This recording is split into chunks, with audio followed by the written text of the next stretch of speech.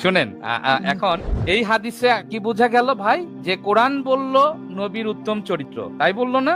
জি জি উত্তম আদর্শ, একজন আদর্শবান স্বামী, একজন আদর্শবান হাজবেন্ড, স্ত্রী, হায়েজ, ঋতুস্রাব, যেটি খুব কষ্টকর নারীদের জন্য। ওই সময় নারীদের কারো কারো ব্যথা হয়, কষ্ট হয়, কেউ কেউ কান্নাকাটি পর্যন্ত করে, অসহ্য যন্ত্রণা হয় অনেকের ক্ষেত্রে। সেই সিচুয়েশনে ওই সময় নারীদের মন দেখবেন একটু থাকে, তিক্ত বিরক্ত থাকে, কিন্তু সেই সময়ে একজন আদর্শবান পুরুষ, যাকে কোরআন বলল আদর্শ চরিত্রের অধিকারী, যে ব্যাপারে কোনো সন্দেহ নেই, এবং তার স্ত্রীও ছিল একাধিক, 2-3 জন 3-4 জন স্ত্রীও ছিল, তাহলে তাদের কাছে না গিয়ে যে স্ত্রীর হায়েজ, ঋতুস্রাব, তাকে কষ্ট দিতে হবে? বড় ভাই, এটি কি তার চরিত্রের সাথে যায়, আদর্শের সাথে? না। আচ্ছা, তাহলে কি এটি শুনলেন? রাসূলুল্লাহ সাল্লাল্লাহু আলাইহি সাল্লাম বলেছেন, কিন্তু কে বলেছেন? রাসূল বলেছেন, কিয়ামতের দিন আল্লাহর কাছে সবচেয়ে নিকৃষ্ট মর্যাদার অধিকারী হবে সেই ব্যক্তি যে তার স্ত্রীর সাথে সহবাস করে এবং স্ত্রীও করে, তারপর সে তার স্ত্রীর গোপন বিষয় প্রকাশ করে। বড় ভাই, দেখতেছি তো ভাইজান, তাহলে আমরা এইটার অর্থটা আমি বলি, সজীব ভাই, এইটার অর্থটা আমাকে বলতে দেন। সালামুল্লাহ মোহাম্মদ একজন আদর্শ মানুষ, আদর্শ নবী, আদর্শ রাসূল। তাকে বলতে কি যে সহবাস করে সে মানুষের কাছে প্রস্তাব করে বেড়াইছে, আসো আসো ব্যাকিং করতে, একটি শুভ সংবাদ, একটা ঘোষণা আছে কি, যে আজকে আমি সহবাস করছি, আজকে আমি সহবাস করছি। চিন্তা করতে পারেন ওদের জ্ঞান, ওদের অজ্ঞতা, ওদের কোন পথে নিয়ে গেছে।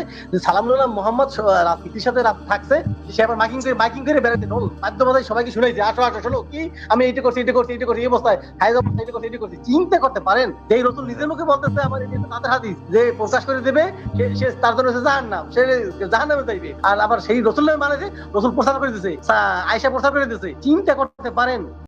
হাদিস অস্বীকার করার যে প্রচেষ্টা, যে উদ্দেশ্যে করুক না কেন, এই প্রচেষ্টা হলো দ্বীন অস্বীকার করার প্রচেষ্টা। এখানে একটা বিষয় আমি আপনার সাথে সংযোগ করতেছি। এখানে ইজার বলা হয় যেটা নিয়ে মানে মাজায় এটাকে রশি দিয়ে বাঁধা হয় এবং এটা পা থেকে নিচ পর্যন্ত, যেটা মনে করেন একদম সিলাইযুক্ত, মাঝখানে সিলাই ব্যতীত যে একটা রাউন্ড, একটা যে গোল একটা বিষয় করা হয়, এটাকে ইজার বলা হয়। বুঝছেন? হ্যাঁ, আমি বুঝছি। হ্যাঁ, কিন্তু ইজারটার মানে মূল উদ্দেশ্যটা কি? ওই যে বর্তমানে যে আমাদের স্ত্রীরা, মা বোনরা যেটা ব্যবহার করে হচ্ছে ইয়ের কারণে, হ্যাঁ, অপবিত্র ইয়েটাকে রক্ষা করার বিষয়টা, হ্যাঁ, ওইটার জন্য, ওইটাই হচ্ছে মূলত ওই ইয়ে। এখন ইয়েটা হইতে পারে, তখন মনে করেন যে দুর্লভ ইয়ে ছিল, এত সহজলভ্য ছিল না, উন্নত ছিল না, বিধায় ওই ধরনের ইয়ে ছিল। কিন্তু এখন তো মনে করেন যে বিষয়টা উন্নত হয়েছে, হ্যাঁ, মানে মানুষ আবিষ্কার করতে বিভিন্ন ভাবে, হ্যাঁ, যার জন্য জিনিসগুলো উন্নত হয়েছে, বিধায় ইয়ে হয়েছে, কিন্তু উদ্দেশ্য কিন্তু ওই একটাই। ঠিক আছে? এখন মানে জিনিসটা আলাদা হইতে পারে। মানে ফোনিক্স সাইকেল, মানে যেমন মনে করেন মোটরসাইকেল, ইয়ামাহা মোটরসাইকেল আরএক্স, এটার মধ্যে অনেক কিছু আছে। আবার 50 মোটরসাইকেল, এটার মধ্যে কিছুই নেই, কিন্তু দুইটা মোটরসাইকেল, দুইটার উদ্দেশ্য কি এক, সেটা হচ্ছে যে দ্রুতগামী, তাড়াতাড়ি যাওয়ার একটা ইয়ে মাধ্যম। হ্যাঁ, এইটা আমি বুঝাচ্ছি। জি বলেন। আজাদ ভাই, যেটা হলো যে আপনার যে জিনিসটা ছিল সেটা মডিফাই হয়ে এখন আরো উন্নত স্তরে আমাদের এখানে, কিন্তু পারপাস, উদ্দেশ্য যেটা ছিল সেটাই হলো মূল উদ্দেশ্য আপনার সলভ করছে আর কি।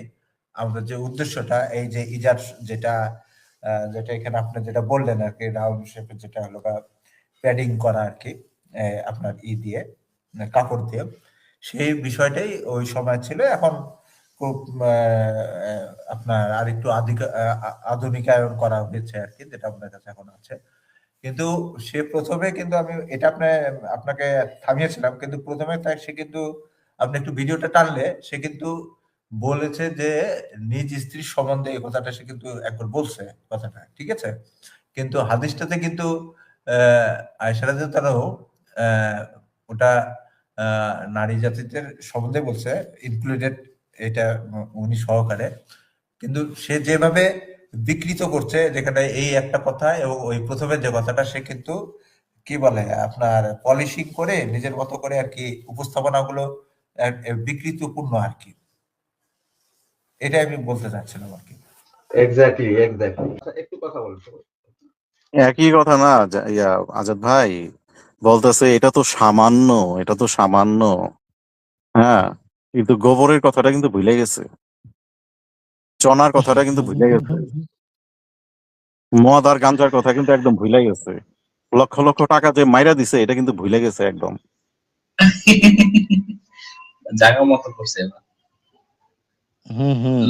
পাশাপাশি ওই যে যেই ব্যক্তিটা, এই যে জামিল, যে ব্যক্তিটা কইতাছে আরো তো সামনে তো আরো কঠিন আছে, হ্যাঁ লুঙ্গি খুলে গেছে গা, কিন্তু দেখা গেল এই যে জামিল নিজেই কিন্তু লুঙ্গি খুলে আমগো লাইফ থেকে পালাইলো। আচ্ছা বেসিক ভাই, এখানে একটা জিনিস আমি আপনার থেকে একটু জানতে চাই, অথবা যে কেউ উত্তর দিতে পারেন। এখানে ডাক্তারের কাছে যদি কেউ যদি জামিলের মা, যখন জামিল যখন প্রস্রাব বেদনা শুরু হয়েছে, যখন জামিল ভূমিষ্ঠ হয়েছে, এই যে ডাক্তারের কাছে গিয়ে তার মায়ের যে সমস্যাগুলা সমাধান করেছে, এটা কি তাহলে কি এটা কি তার কাছে কি নোংরা জিনিস না? এটা কি তার কাছে নোংরা জিনিস? একটা প্রশ্ন। জি, এই আলোচনাটাই তো করছিলাম, এটা তো নিঃসন্দেহে এটা এক প্রকারের একটা নোংরামি, এটাতে কোনো সন্দেহ নাই, মানে তার কাছে আর কি। মানে এটা তো বলা যাবে না, এটা তার তার কথা মোতাবেক, তার প্রযুক্তি মোতাবেক কোনো ডাক্তারের শরণাপন্ন তো হওয়াই যাবে না। তার মা এখন মারা যাক ওইখানে, অথবা তার বোন, তার মেয়েটা মারা যাক ওইখানে, ব্যথায় ব্যথায় মারা যাক, ডাক্তারের কাছে বলতে গেলেই বা পরামর্শ নিতে গেলেই তো সমস্যা। দেখেন এখানে আসলে শিক্ষাটা কি, শিক্ষাটা হচ্ছে যেহেতু জীবন বিধানে প্রত্যেকটা মানুষ একরকম হবে না, এক একজন পুরুষ, এক একজন নারী এক এক মনের অধিকারী হবে। আহ, অনেক কিছুরই পরিবর্তন থাকবে, মন মানসিকতার পরিবর্তন থাকবে, অনেক কিছু পরিবর্তন থাকবে। স্বামী স্ত্রীর ভিতরে যখন লম্বা সময় ধরে সম্পর্ক চলে, অনেক সময় দেখা যায় যে মনের ভুলে অনেক কিছুই অনিচ্ছা মানে অনিচ্ছাকৃত হইলেও অনেক কিছু হয়ে যায় অনেক সময়। এটার জন্য সতর্ক থাকা, এটার জন্য সবসময় সতর্ক যে সবাই থাকতে পারবে বিষয়টা এরকমও না। অনেক সময় দেখা যাবে যে অনেক ব্যক্তি দেখা যাবে যে তার চাহিদা তার ওইভাবে সেই করে রাখতে পারবে না, কন্ট্রোলে রাখতে পারবে না, অনেক সময় এরকম হয়ে যেতে পারে। তারপর একটা সতর্কতা থাকলে, যদি ওইখানে একটা সতর্কতার একটা ব্যবস্থা থাকে, তাহলে অন্তত নিজেকে ওইটা মনে পড়বে যে না, আমার স্ত্রীটা এখন হাইজ হচ্ছে। এখানে এখানে মিশামিশি বলতে একজন স্বামী একজন স্ত্রীর সাথে সে মিশবে না, সে কথা বলবে না, সে তার হাত ধরবে না, স্ত্রী স্বামীর হাত ধরবে না। ইসলামে কি এমন কোনো বিষয় আছে যে স্ত্রীর হায়েজ হওয়ার সময়তে স্বামী তার স্ত্রীর গায়ে একেবারে হাত দিতে পারবে না, বা মাথায় হাত দিতে পারবে না, হাতে হাত রাখতে পারবে না, বা একসাথে ঘুমাইতে পারবে না? এমন কোনো পলিসি ইসলামে আছে কিনা? যদি এমন কোনো পলিসি থেকে থাকে তাহলে তার কথা কিন্তু সঠিক হবে।